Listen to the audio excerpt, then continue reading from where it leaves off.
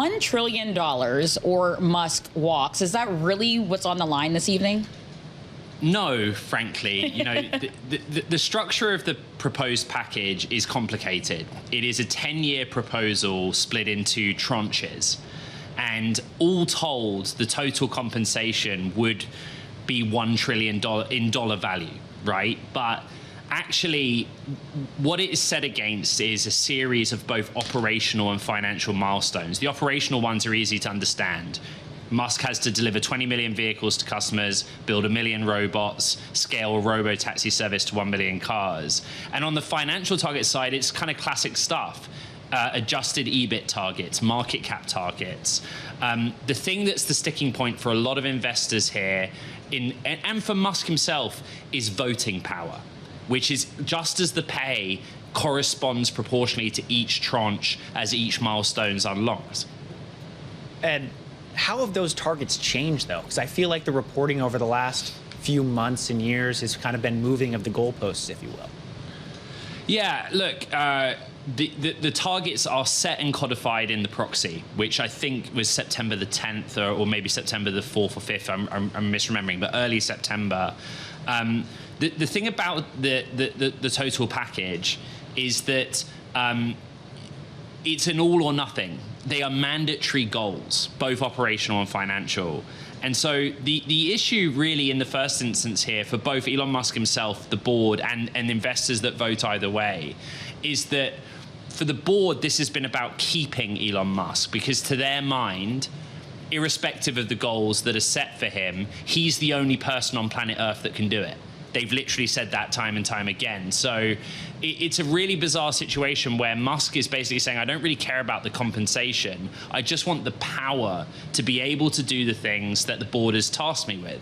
And it's that power that those, particularly institutional investors, but also the advisory services recommending a no vote, have taken issue with. So is this a battle between the board and essentially long-term shareholders duking it out here? A little bit. I mean, what we've tried to get out of Robyn Denholm, who's the chair of Tesla's board, on multiple occasions is, what's the plan B? What happens if Elon Musk decides to walk away, if there is a no vote and he's not happy about it?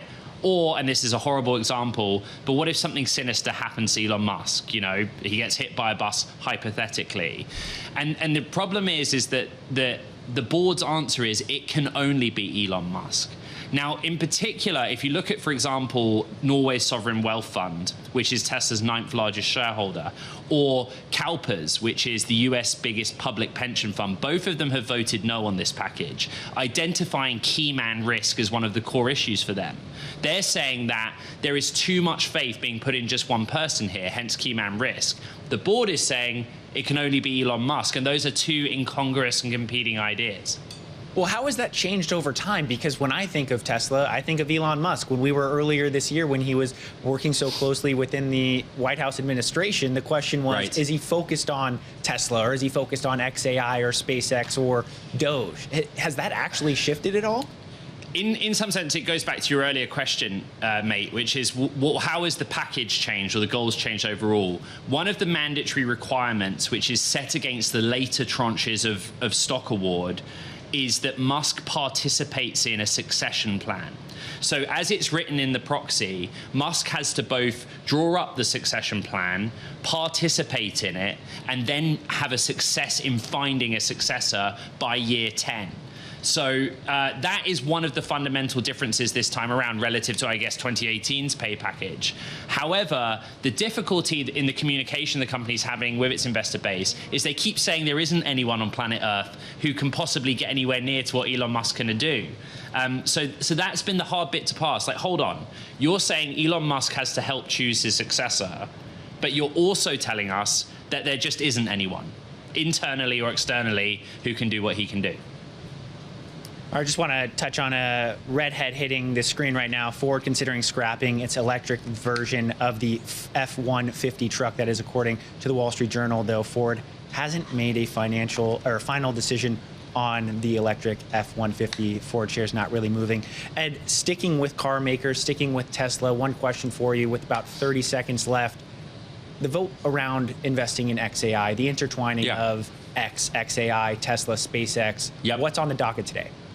This is a shareholder-initiated proposal. It's non-binding, and even in the event that shareholders vote in favor of it, the board has its discretion to decide what to do. But the idea is that, on the one hand, Tesla engineers already work very closely with XAI engineers and talent. That's a common thing across all of Elon Musk companies. On the other, the concern is, does Tesla end up footing the bill for a company that burns through cash? Frontier model labs like XAI have a lot of questions to answer about their business model and the capital expenditures needed to scale their data center infrastructure.